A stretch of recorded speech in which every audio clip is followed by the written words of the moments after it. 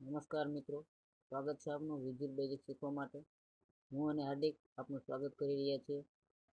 તો અમને એમાં ખાસ મદદ કરી રહ્યા છે અમારા મિત્રો ભાવેશભાઈ વાઘેલા. તો ચાલો શરૂ કરીએ.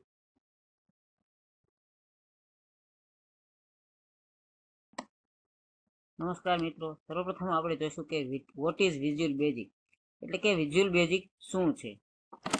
ત્યાર પછી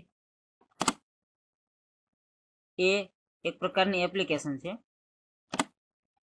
બીજું કે એક માઇક્રોસોફ્ટ કંપનીની એડવાન્સ પ્રોડક્ટ છે. ત્યાર પછી એનો યુઝ સ્ટડી માટે થાય છે, અથવા તો કોઈ ગેમ બનાવવા માટે, કોઈ પ્રોગ્રામિંગ કરવા માટે એનો યુઝ થાય છે. આ સિવાય એક સોફ્ટવેર મેકર છે, જેવી રીતે કે એકાઉન્ટનો સોફ્ટવેર છે, મેડિકલનો સોફ્ટવેર છે, આવા અલગ અલગ પ્રકારના સોફ્ટવેર બનાવી શકાય છે. ત્યાર પછી એ એક ઓપન સોર્સ છે, એટલે કે એમાં કોઈ પણ પ્રકારની સિક્યુરિટી હોતી નથી. ત્યાર પછી મિત્રો આપણે જોઈશું કે what is need four visual basic 6.0, એટલે કે આપણે વિઝ્યુઅલ બેઝિક શીખવું હોય તો એના માટે શું શું જોઈએ છે. તો એના માટે સર્વપ્રથમ આપણે આપણા કમ્પ્યુટરની અંદર વિઝ્યુઅલ સ્ટુડિયો 6.0 ઇન્સ્ટોલ કરેલું હોવું જોઈએ. બીજું એ કે આપણી પાસે માઇક્રોસોફ્ટ એક્સેસ એક આપણા કમ્પ્યુટરની હોવી જોઈએ, જેનાથી આપણે એની કનેક્ટિવિટી આપણે માઇક્રોસોફ્ટ એક્સેસમાં કરવાની થશે. તો ચાલો મિત્રો આપણે શરૂઆત કરીએ વિઝ્યુઅલ બેઝિકના ઇન્ટ્રોડક્શનની આપણે નેક્સ્ટ વિડીયોની અંદર.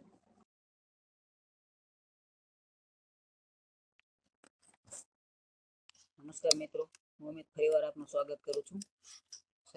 સર્વપ્રથમ આપણે શરૂઆત કરીશું વિઝ્યુઅલ બેઝિક શીખવા માટે. સર્વપ્રથમ જોઈએ કે એક શોર્ટકટ બનાવેલું છે વીબીનું, એને હું સિલેક્ટ કરી લઈશ.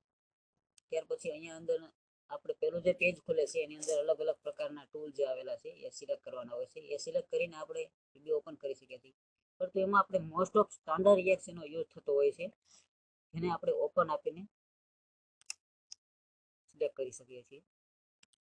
અહીંયા આપણે મિત્રો જોઈએ પ્રથમ કે અહીંયા અલગ અલગ પ્રકારના મેનુ બાર અહીંયા આપેલા છે.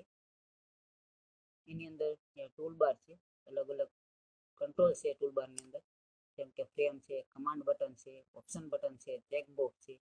આવા અલગ અલગ પ્રકારના કંટ્રોલ હોય છે, જેનો યુઝ આપણે મોસ્ટ ઓફલી મિત્રો ડિઝાઇનની અંદર કરવાનો હોય છે. ડિઝાઇન મોસ્ટ ઓફ તો ફોર્મની અંદર જ કરવાની હોય છે. આ અલગ અલગ પ્રકારના કંટ્રોલ્સ છે. ત્યાર પછી મિત્રો જોઈએ આપણે કે એની જમણી સાઈડની અંદર ટોપ કોર્નરની અંદર એક પ્રોજેક્ટ એક્સપ્લોરર છે. એની અંદર રાઈટ ક્લિક કરવાથી અલગ અલગ પ્રકારના જે આપણે ઓપ્શન મળે છે, એમાં એમડીઆઈ ફોર્મ છે કે જેનાથી આપણે ફોર્મ એડ કરી શકીએ છીએ. એમાં ડીએચટીએમએલ પેજ છે, એમડીઆઈ ફોર્મ છે, એડ ફાઇલ છે. એડ ફાઇલનો ઉપયોગ કરીને આપણે કોઈ બીજી જે આપણી પાસે કોઈ ફાઇલ હોય એનો આપણે અહીંયા વીબીની અંદર આપણે એડ કરી શકીએ છીએ. અને અહીંયા જે એડ ઓપ્શન છે એનાથી આપણે ફોર્મ પણ એડ કરી શકીએ છીએ. ફોર્મ એડ કરવાથી આપણે ફોર્મ એડનું જે આપણે જે વિન્ડો મળે છે એની અંદર અલગ પ્રકારના એમાં પણ ટૂલ હોય છે. એમાંથી આપણે મોસ્ટ ઓફ છે, જેમ કે ODBC, login form, splash screen form, web browser છે, એવા અલગ અલગ હોય છે. એની અંદર આપણે ફોર્મ સિલેક્ટ કરીને એડ કરીએ તો બાય ડિફોલ્ટ સિલેક્ટ જ હોય છે. તો આપણે અહીંયા જોઈ શકીએ છીએ કે આપણે નવું ફોર્મ આપણે વીબીની અંદર એડ કરી શકીએ છીએ. ત્યાર પછી એને ફરીવાર જોઈએ કે પ્રોજેક્ટની અંદર રિમૂવ ફોર્મ ટુ એવું પણ ઓપ્શન એક મળે છે રાઈટ ક્લિક કરવાથી, જેનાથી આપણે રિમૂવ થઈ શકીએ છીએ. અને બીજું એક એની નીચે જોઈએ કે પ્રોપર્ટી વિન્ડો છે.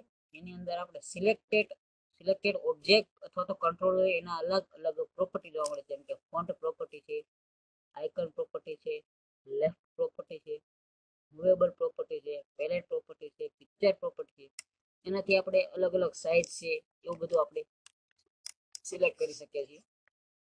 ત્યાર પછી એની પણ નીચે આપણે જોઈએ કે ફોર્મ લેઆઉટ વિન્ડો છે. અહીંયા આપણે જે કરંટ ફોર્મની સાઇઝ આપણે નક્કી થાય છે. જેમ કે મિત્રો આપણે અહીંયા જોઈએ કે આ જે ડિઝાઇનિંગ અંદર આપણું ફોર્મ છે એની સેજ આપણે સાઇઝ મોટી કરી લઈશું, જે આપણે અહીંયા જોઈ શકીએ છીએ. ત્યાર પછી આપણે અહીંયા ફોર્મ લેઆઉટમાં પણ એની સાઇઝ તમે વધી ગયેલી જોઈ શકો છો. ત્યાર પછી મિત્રો જોઈએ આ અલગ અલગ મેનુની અંદર આપણે જોઈએ ફાઇલની અંદર પણ આપણે ઘણા ઓપ્શન મળે છે, જેમ કે ન્યૂ પ્રોજેક્ટ છે, ઓપન પ્રોજેક્ટ છે, રિમૂવ પ્રોજેક્ટ છે, સેવ પ્રોજેક્ટ છે, સેવ એઝ પ્રોજેક્ટ છે, સેવ ફોર વન એજ. પછી અહીંયાથી આપણે એની exe ફાઇલની પ્રિન્ટ પણ કાઢી શકીએ છીએ અને exe file make exe file એ સિલેક્ટ કરવાથી આપણે અહીંયા આપણે મિત્રો આપણે જે ફોર્મ જે આપણે ડિઝાઇનિંગ કર્યું હોય એની exe ફાઇલ બનાવી શકીએ છીએ. ઓકે અને યસ, એનાથી આપણે exe ફાઇલ આપણે મળી જાય છે. ત્યાર પછી આપણે મિત્રો જોઈએ કે અલગ અલગ ફોર્મ મેનુ બારની અંદર બીજું ઓપ્શન કે એડિટ, એની અંદર આપણે અલગ અલગ પ્રકારના જે ડિઝાઇનિંગની અંદર કટ પેસ્ટ કોપી એવા ઓપ્શનનો યુઝ કરી શકીએ છીએ. આનો મુખ્યત્વે ઉપયોગ મિત્રો ડિઝાઇનિંગ વખતે જ કરવામાં આવે છે. આની અંદર પણ અલગ અલગ પ્રકારના ઓપ્શન જોવા મળે છે. ત્યાર પછી આપણે મિત્રો જોશું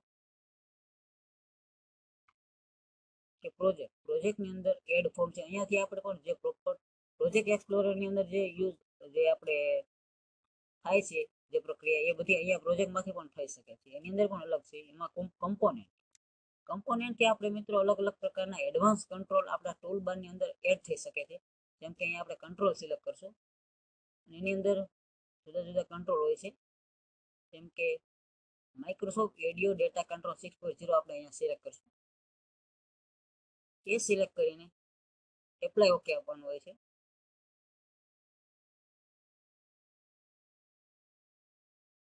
જેનાથી આપણે જોઈ શકીએ છીએ કે અહીંયા આપણા ટૂલ બારની અંદર એક નવો કંટ્રોલ એડ થઈ ગયો છે જેનું નામ છે એડિયો ડીસી. ત્યાર પછી આપણે ફોર્મેટ મેનુની અંદર પણ ઘણા બીજા ઓપ્શન આપણને અવેલેબલ છે. અહીંયા એમાં લોક કંટ્રોલથી આપણે કંટ્રોલ લોક કરી શકીએ છીએ. અલાઇનમેન્ટથી આપણે એની પોઝિશન સેટ કરી શકીએ છીએ. ત્યાર પછી ડિબગ છે, રન છે, સ્ટાર્ટ વિથ ફૂલ ક્વેરી છે, ડાયાગ્રામ છે, ટૂલ્સ છે. એની અંદર ખાસ મેનુ એડિટર છે. આપણે આ વિન્ડો આપણે કંટ્રોલ ઈ કરીને પણ આપણે સામે આવી શકે છે. એની અંદર આપણે પહેલા કેપ્શન નાખીશું કે મેનુની અંદર આપણે બીજું કેપ્શન નાખીશું કે નેમની અંદર આપણે ફાઇલ જે નેમ આપેલું છે. ત્યાર પછી આપણે ઓકે આપીશું. આપણા ડિઝાઇન ફોર્મની અંદર આપણે મેનુ નામનું એક આપણે મેનુ ક્રિએટ થયેલો છે. ત્યાર પછી ફરીવાર કંટ્રોલ ઈ કરીને આપણે સબ મેનુ બનાવતા શીખીશું.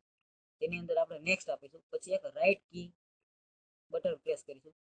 પછી આપણે ફરીવાર કેપ્શન આપીશું જેમ કે ન્યૂ. પછી નેમની અંદર આપી દઈશું ન્યૂ 1.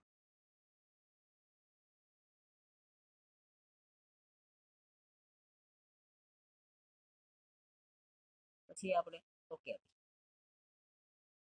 તો અહીંયા આપણે મિત્રો મેનુની અંદર એક સબ મેનુ પણ આપણે જોવા મળે છે ન્યૂ નામનું, જે કમાલ છે મેનુ એડિટર.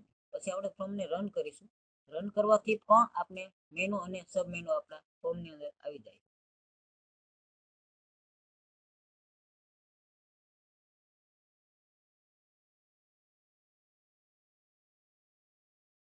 ત્યાર પછી મિત્રો અહીંયા અલગ એક ટેક્સ્ટ બોક્સ છે, ટેક્સ્ટ બોક્સ નામનો કંટ્રોલ છે. એ આપણે અહીંયા જોઈએ.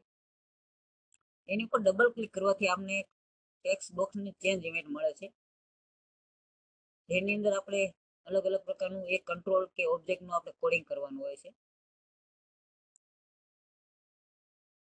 ત્યાર પછી જમણી સાઈડમાં એક આપણે એરો બતાય છે. ત્યાંથી આપણે એ ટેક્સ્ટ બોક્સની કે અથવા અલગ અલગ ઓબ્જેક્ટની આપણે ઇવેન્ટ ચેન્જ કરી શકીએ. જેમ કે અલગ અલગ જો કી પ્રેસ છે, કી અપ છે, કી ડાઉન છે, એવી ઇવેન્ટો આપેલી છે. અહીંયા કી પ્રેસ ઇવેન્ટ આપણે સિલેક્ટ કરીએ તો અહીંયા આપણે બીજી એક ઇવેન્ટ આપણા કોડ વિન્ડોની અંદર આવી ગઈ છે.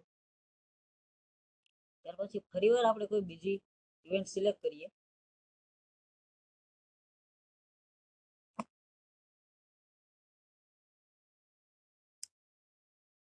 જેમ કે માઉસ ડાઉન ઇવેન્ટ, તો ટેક્સ્ટ ઓનની માઉસ ડાઉન ઇવેન્ટ આપણે અહીંયા આવી ગઈ છે. એની અંદર આપણે અલગ અલગ પ્રકારનું કોડિંગ કરી શકીએ છીએ. ત્યાર પછી આપણે એડિયો ડીસી નામનો જે કંટ્રોલ લીધો હતો એને આપણે અહીંયા પેસ્ટ કરાવી દઈશું. એના વિશે પણ થોડું આપણે ડીપમાં જાણીએ. એની ઉપર રાઈટ ક્લિક કરવાથી અલગ અલગ આપણે ટૂલ્સ મળે છે. જેમ કે cut, copy, delete, paste, send to back. એની અંદર ખાસ ઉપયોગ આપણે એડિયો ડીસી પ્રોપર્ટીમાં જોવાનું હોય છે. એમાં અલગ અલગ આપણે મળેલા છે ઓપ્શન, જેમ કે general, record source, colour, font, authentication. એની અંદર આપણે કલરની અંદર બેક કલર, ફોર કલર અલગ અલગ આપણે સિલેક્ટ કરીને આપણે એડિયો ડીસીને ડિઝાઇન આપી શકીએ છીએ. એમાં પણ આપણે અલગ અલગ કલર પેલેટ જોવા મળે છે. ત્યાર પછી ફોન્ટની અંદર આપણે ફોન્ટ જે છે એની અંદર ફેસ આપણે સિલેક્ટ કરીને અલગ અલગ પ્રકારની ફેસ આપણે ફોન્ટને આપી શકીએ છીએ. ત્યાર પછી એની સાઇઝ છે મિત્રો. સાઇઝ પણ આપણે જરૂરિયાત મુજબ આપણે જેટલી જોઈએ એટલે અહીંયાથી સિલેક્ટ કરી શકીએ છીએ અલગ અલગ પ્રકારની 8, 10, 12, 14, 11 ગમે તેટલી. ત્યાર પછી બોલ્ડર છે, અંડરલાઇન છે, એ આપણે ફોન્ટની અંદર આપણે ઇફેક્ટ આપણે જોઈ શકીએ છીએ. પછી જનરલ જોઈએ. એની અંદર આનો ઉપયોગ મોસ્ટ ઓફ મુખ્યત્વે કનેક્શન સ્ટ્રિંગ માટેનો હોય છે, જેનાથી આપણે કનેક્ટિવિટી કરી શકીએ છીએ એક્સેસ સાથે. જેમ કે બિલ્ડ ઉપર ક્લિક કરવાથી અલગ અલગ પ્રકારના આપણને ડ્રાઈવર મળે છે. એ ડ્રાઈવરની most of Microsoft Z 4.0 OLEDB પ્રોવાઈડરનો ઉપયોગ થાય છે.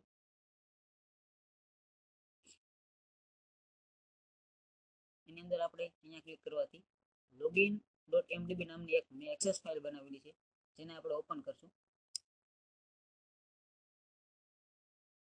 એની અંદર આપણે યુઝરનેમની અંદર એડમિન છે એ ઓપ્શનલ છે, એ કાઢો તો પણ ઠીક છે, ન કાઢો તો પણ ઠીક છે. પછી આપણે ટેસ્ટ કનેક્શન સક્સેસ આપીએ ત્યારે સક્સેસ થઈ જાય છે. તો મિત્રો આપણે ફરીવાર મળીશું આવતા નેક્સ્ટ વિડીયોની અંદર. ત્યાં સુધી રજા આપશો.